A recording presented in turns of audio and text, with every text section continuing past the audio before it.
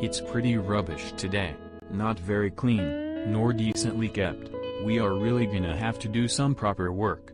To be honest, I never really liked this place anyway, to be honest. Me neither.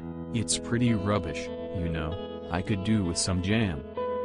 Some really creamy, tasty, sweet, lovely, heartwarming strawberry-like, brilliant and epic, totally fantabulous, uber nice fun-loving jam.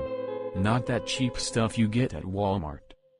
Yeah, I hear what you're saying, alright. Course you are. You've not got an hearing impediment. Or have you?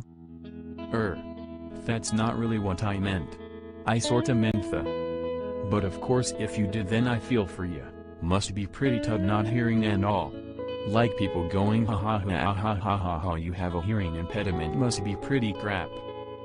I can hear. And your constant tasking would must really drive you insane. You know I'd hate to be you, with your hearing impediment and all. Must be tough making friends. For God's sake, I don't have a hearing impediment, you foolish moron.